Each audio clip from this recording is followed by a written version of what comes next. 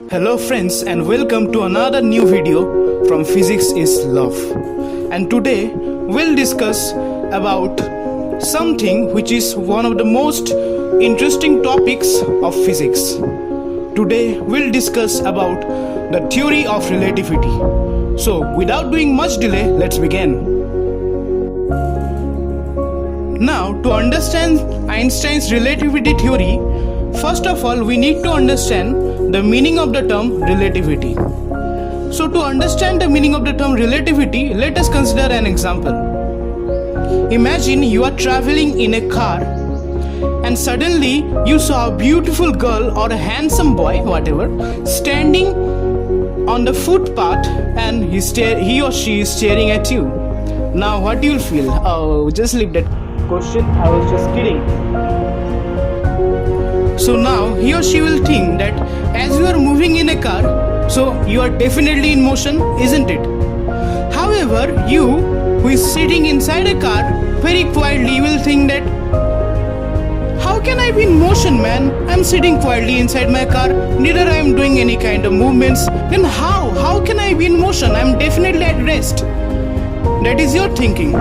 So now the confusion or the question arises, who is correct? The person who is staring at you from the road or you who is sitting inside the car? Actually, both of you are correct, isn't it? Let me explain how. According to that person, with respect to that person who is staring at you, you are in motion. However, with respect to yourself, you are still in rest. This is what relativity actually means.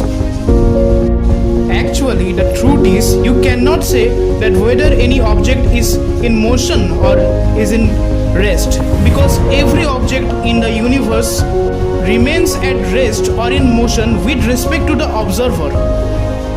That is what relativity really means. So now, what's about time? Is it relative? Is it constant? Yes, you are correct. Time is also relative. Time slows down or speeds up depending on how fast you move. So what if object moves at the speed of light? Now many of you will be saying, ooh, time travel. But I didn't mean that anyway. Actually, if an object approaches the speed of light, its mass will become very, very high. Yeah, you can say infinite. Because as the speed of an object increases, this increases its energy, and as it increases its energy, automatically it increases its mass. As you know, E is equal to mc square, isn't it? This was the special relativity theory. However, the problem with this theory was that it is only applicable for non-accelerating bodies, means for those stuffs which are moving with constant velocity. Thus, to solve this problem, Sir Albert Einstein spent another 10 years of his life researching about acceleration and gravity.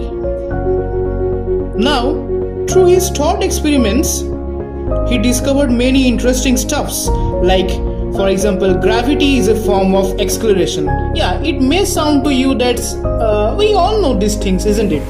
But at that time it was a very big thing, because gravity and acceleration were considered to be different terms. So he wiped out that confusion, you can say. Actually, Sir Isaac Newton's theory about gravity was that gravity is responsible for the attraction between sun and the planets. So if suppose suddenly the sun disappears from our solar system, then note my words, then at the same time instantly Earth and the other planets will definitely change their path, and as a result they will move, or I must say they will deviate from their path and move in a straight line. However, Einstein didn't agree with this thought of Newton and questioned, since nothing can travel faster than the speed of light in this entire universe, and even this light takes more than 8 minutes to reach Earth from the sun, then how can the planets act instantly when the sun suddenly disappears? Because gravity also cannot be faster than light, isn't it? Now, to wipe out this confusion, he brought a new theory, where he explained that space and time are intertwined in an infinite fabric, like an outstretched blanket. A massive object such as the sun bends the space-time blanket with its gravity such that light no longer travels in a straight path as it passes by the sun. Well, a bit confusing, isn't it? Wait, let me explain you. Imagine setting a large body in the center of a trampoline. The body would press down into the fabric, causing it to dimple. A marble rolled around the edge would spiral inward towards the body, pulled in much the same way that the gravity of a sun pulls all the planets at space.